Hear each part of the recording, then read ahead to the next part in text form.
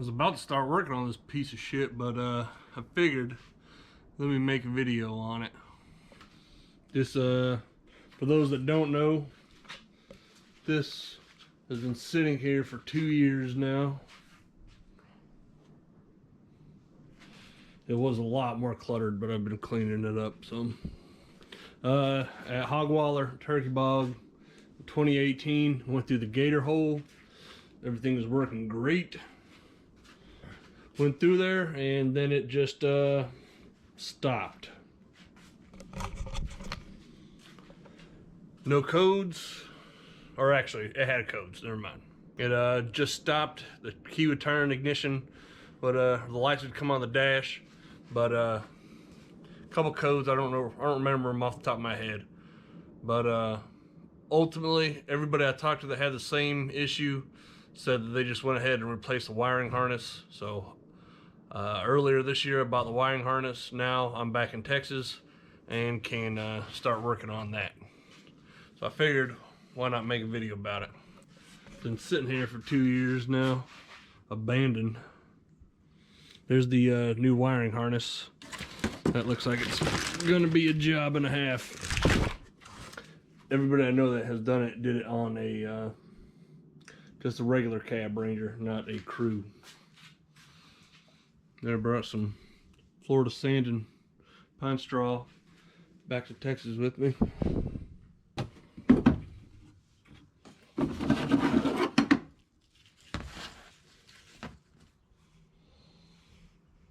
Hey, look at there, 10mm. This shit has been sitting in there forever.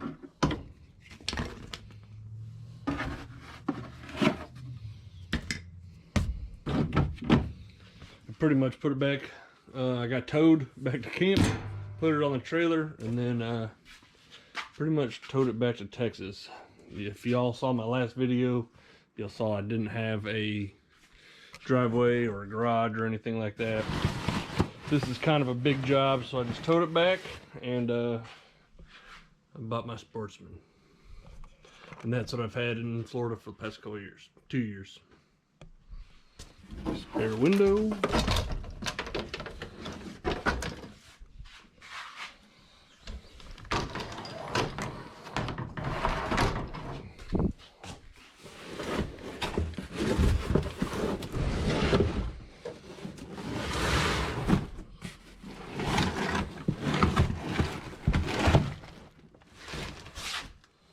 Oh, brand new Turner axle, just chilling. Just chilling.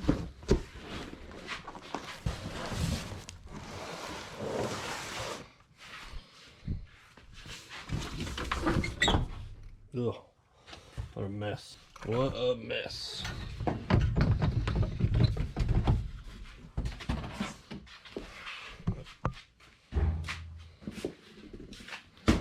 This was my solution to keep the fuse boxes dry. I already started taking it apart.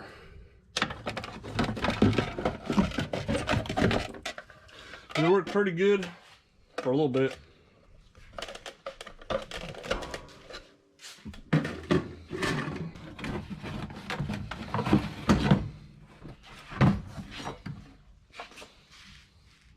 Just a disaster. Just a disaster.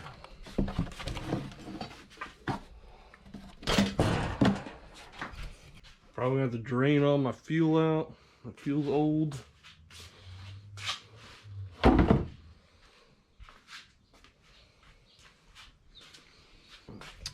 Probably will have to take all this dash off. Pretty sure I gotta ask around and do a little bit of research. This may end up being a longer video than I thought.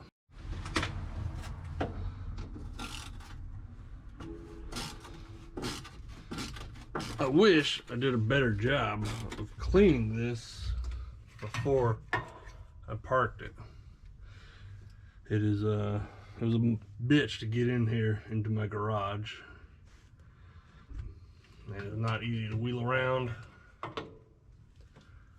And I just ultimately should have done a much better job of cleaning this up. I'm just gonna pretty much strip it down to its frame, take all the plastics off, and hopefully that'll make this a lot easier.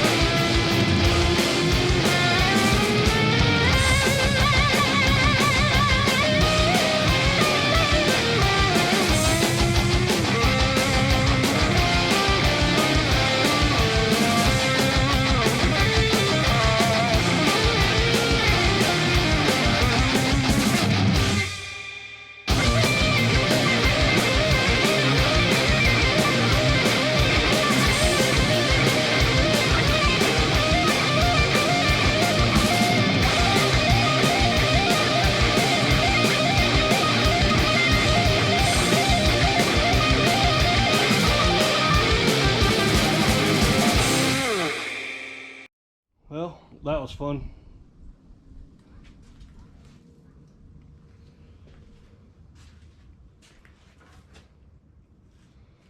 Pretty much have removed all the floorboards and seats, this upper dash part, and I'm pretty sure I'm gonna have to remove more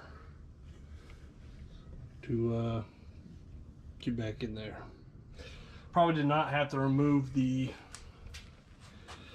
seat, all this part of the floorboards and shit, but I just went ahead. It makes it lots easier to move around and see what everything I'm looking at.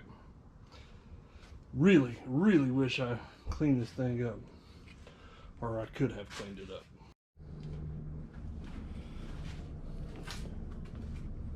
All right, I have now taken just about most of the front plastics off, both seat plastics off. I probably didn't need to go that far on the seats because you just need that tunnel off. This dash, oh man, can you even see that? The sun's shining right in my garage. Hold on. And I've taken all the dash apart.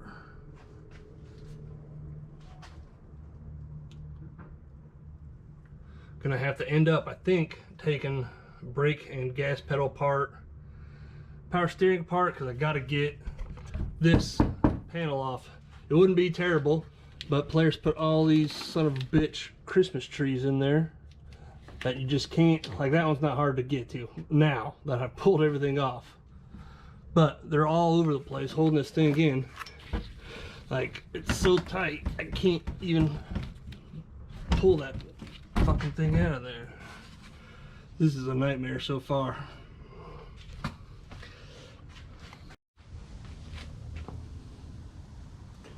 Dun dun dun. Finally, I got this sucker out of there.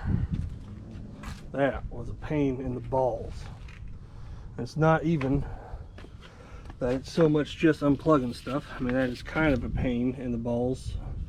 But these little Christmas tree panels, they're in very hard to reach places, so you can't just pull them out. And then when you get the right tool, which I did, and pull them out, they break. So then you got to fish around for the broken part, because you're going to have to stick the new ones back in that same hole.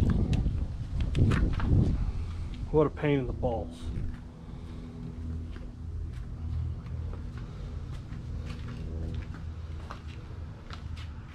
There's all the plastics. Just a disaster. Ended up having to remove the gas and brake pedals, disconnecting the power steering unit, removing all of those plastics. And again, like I said, most of the time it was just because of those little Christmas tree panels that are in very hard to reach places. Just such a pain. Wasn't it? It was just such a pain, wasn't it? Wasn't it, Mud? Yes. Yes, it was, huh? Yeah. Yes, it was. It made a huge mess in my garage. Well, now I think the hard part is about to start. Because now I can put it all back together and fish everything through. Jesus. What a mess. So, started putting the new one in, the new harness.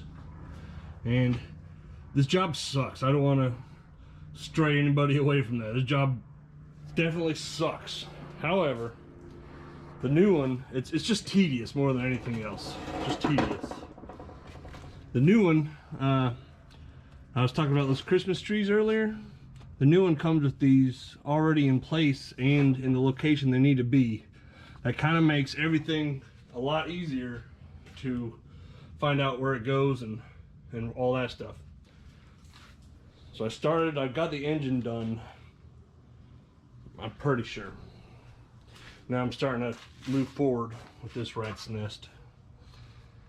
See, stripes, those white, the Teflon tape there, that's where all the trees go. It kind of makes it easier to locate everything and put everything in the right place. Truck along, I'm only doing this for like an hour, maybe hour and a half a day. I'm definitely not in a rush. This is not a quick project, that's for sure. And once I get everything plugged back up and in place, I'm gonna test it. You know, I'm not gonna just put everything back together. That would be ludicrous. What else was I gonna say? Oh, and take tons of pictures on your phone or camera or whatever. When you think you've taken too much, take some more. I'm sure I took a shitload, and I'm pretty sure I'm going to be reaching out to my friends with Ranger crews just to make sure. And what I did was, as I took one piece off, put all the hardware in a bag, put another piece in a bag. So kind of kept it kind of organized. I know that I started right here and moved forward. So I'll do the same in reverse when I start to put it all back together. It's not hard, it's tedious. Like it sucks. Those plugs, they're easy to unplug and plug when you have access to it. When you don't have access to it, it's not that easy. Anyways, keep watching. I'll finish this thing up. So I'm trucking along on this project, and the power distribution block, or whatever you want to call this, I'm not an electrician, I don't know. This thing is pretty corroded. It's already broken off one of the bolts. It's just a plastic block with screws in it that you connect power terminals to. Pretty corroded, so I replaced it. I got this one off of Amazon. It's a 4-post block. It's a couple dollars on Amazon. I'll put a link down below. With the factory hardware, it didn't quite fit, so I had to take a bastard cut file and just gave it a little bit of adjustment right here and right here. Pretty easy though. A lot of people need these. Where'd it go? This one here. That one corrodes over time. I see it fairly often, people wondering where to get this. Here's a 4-post one off Amazon. I'll put the link in the description.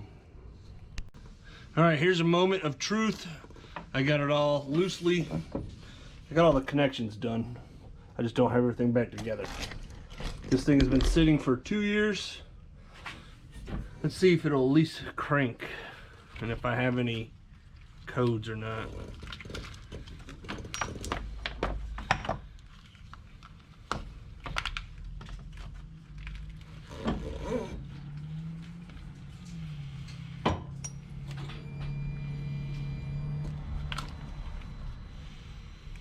No check engine light, that's good.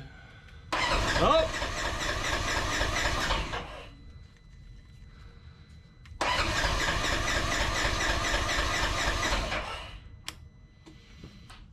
All right, well, at least that's a start. Let's see.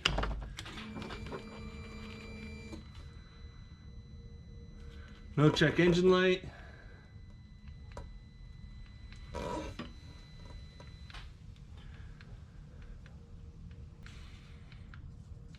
No codes.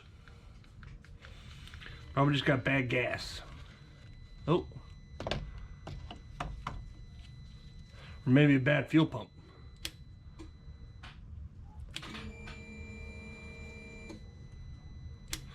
I don't know, but it's cranking. Well, let's definitely start. No codes and no check engine light. It has been sitting for a couple of years now. So probably bad gas.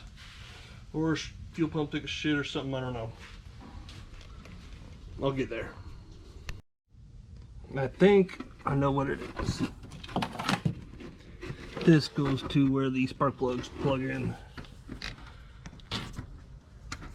Alright, I think I got it.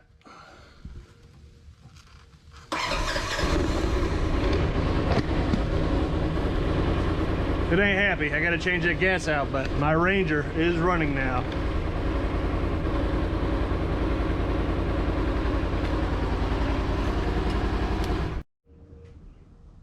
Picked this up at Home Depot. It's like $9.99. Let's see how that works. In theory, there's a marble in this thing, and you should just jiggle it up and down a few times, and it'll start a siphon. So we'll see if we can do that. I don't know how good I'm going to do it one-handed.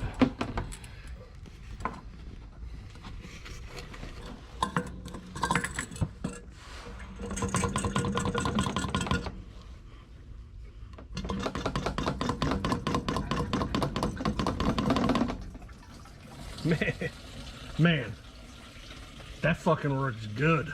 I'll leave a link down below. That thing, that's money.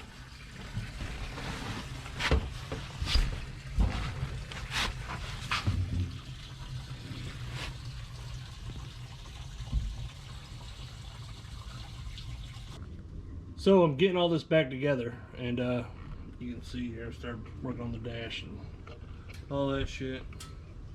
I'm not going to show you all the video of that because it's just kind of boring. It's push pins and screws, right tight, left loose. You got that. Put it back the same way you took it off. Easy. But I've shown this before on a video, and I just wanted to show it again. There is a pinhole on the back of the speedometer on these digital ones, or I guess this isn't. It's analog slash digital. But right here is a pinhole, little breather hole, and it needs to be siliconed. Does that fucking focus on my dirty hands? It needs to be siliconed up, or else water will get in here and make it go bad. Water and electronics is bad. For everything else, I put dielectric grease on everything except for the ECU. My buddy Shane over at TCP in Tyler, Texas, told me it's not very good for the ECU. I don't remember why. I think it had to do with like electricity jumping through or some shit. I don't remember. He's a trusted dude. He told me not to do it. I'm not going to do it. He told me that Gilliman, is that right? I can't remember. Also, won't even take a ECU to reflash it if it has dielectric grease on it. So I put dielectric grease everywhere but the ECU. I don't know. Just tip, that's what I'm doing. And like I said, I'm not gonna go all the way through the floorboards and all that shit. Right tight, left loose. Figure it out, bud. If I can think of any other tips or whatever, I'll post them. Alright, here's what I do for the fuse box. Anytime this thing gets wet on the non-high lifted models, because there's no O-ring on it, that's a dumb design.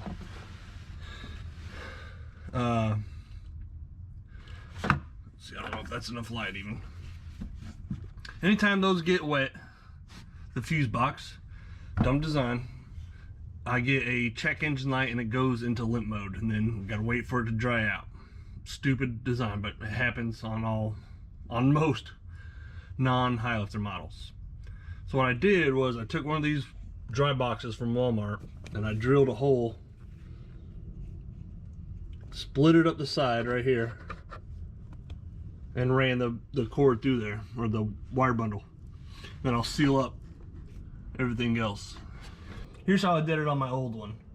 I cut a hole, and then I did 2 cuts with a jigsaw, and it sealed up, but it is never quite watertight, and I think it's because I did 2 cuts. On the new one, I just did 1 cut and kind of bent it like that to where the wire bundle could fit through.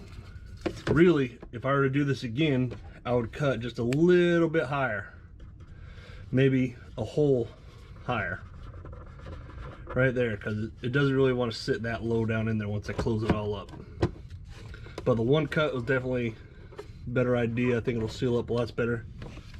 On this one, never really, as soon as I did this on my old wiring harness, it never gave me another problem with check engine light or limp mode or anything else. But it may have accelerated the downfall of this wiring harness. So if moisture gets in there, because it never quite sealed up all tight, I think it just kind of just sat in there and rusted. Probably. I haven't checked that. That's just my theory. I don't know. I haven't checked. I haven't stripped that down to find the problem, and I probably won't. But I still think this is the best solution for you non-high lifter guys who ride in deep water to avoid that check engine light and limp mode. If you have a better idea, by all means, leave a comment down below.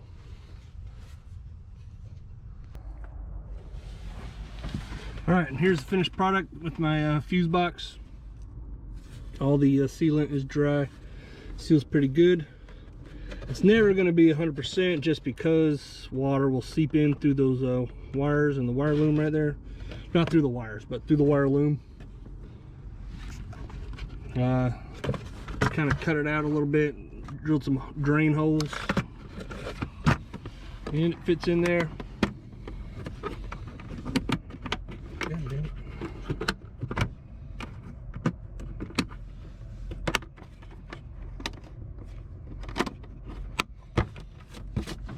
And it fits in there perfect. Put drain holes and everything. I had about 2 pounds of mud sitting in these. Drain holes in the floor.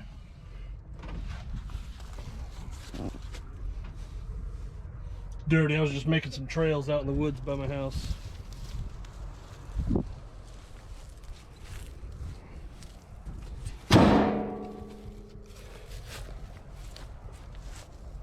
Anyways, all said and done,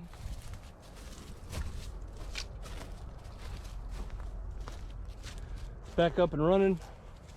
Everything's working like it's supposed to now. My wife, I love her, but she tore my goddamn roof off last night. Normally we got to deflate the tires, I got to sit in the back, and then she drives it out of the garage because it don't fit. Well, doing all that and the tires weren't deflated just enough, and she was trying to go back in time to 1955, hit fucking 55 miles an hour or 85 miles an hour, 88, whatever the hell it is in Back to the Future. Fucking warp speed right out the goddamn door. Fucking tore my roof off, snapped it in half, broke all the mounts on it, ripped all the stereo shit out, the speakers, all that stuff. So definitely not cool. But now it fits. That was just enough to fit in and out of the garage, even without deflating the tires. So I guess bright side, glass half full, all that shit. This is far from complete, but it is up and running. I can drive it. My headlights toast. These headlights, they're burnt out. I cut the bulbs off, and I had just the plugs in just to keep from having empty plugs on the harness side. And apparently it blew a fuse. Well, since the headlight fuse was blown, shorted out or whatever, the all-wheel drive stayed on permanently, which is, I would have never guessed the headlight fuse would have caused that. But doing some research on old forums, man, if you guys don't read the old forums, huge wealth of knowledge on there. One guy said he had the same problem and it ended up being the headlight fuse. I would have never guessed to check the headlight fuse, but headlight fuse was blown, replaced it, and all-wheel drive started working like it was supposed to. Switches everything. Don't know why it's like that. Anyways, probably hit up Hayes Fab with those for some new ones of those. These tires, they're pretty much toast. I think I'll probably move up to 35s, maybe some Outlaw 3s or something. Or the new terms. I like the terms. But I would like to get some like 33 to 34 inch, 33 to 35 inch all-terrains, maybe go try some rocks, or at least some trails. My transmission and clutch and all that stuff, it's clutched for 35 or bigger, so these 34s, I kind of at a pretty high RPM. Also, I don't have a trailer right now. 2 years ago, when I towed this back to Texas, I sold my trailer for $600. And apparently since then, 16-foot or bigger utility trailers all of a sudden became fucking made of gold, because now everybody wants 15 or more, which is ridiculous. So I still got to get a trailer, some new tires. I got to lubricate the shit out of this thing. This thing sounds like just squeaking, and I mean, it is noisy going down the road. Got to score a new roof. I think my amp went out. Just overall need some TLC. But it is up and running, I can say that. I drive it. I was just driving around the woods here by my house. Like behind my neighborhood. There's my neighborhood right over there. Train tracks, granaries, all that shit. Anyways, that's it, man. Tell me what you think down below. Like, share, subscribe, all that stuff.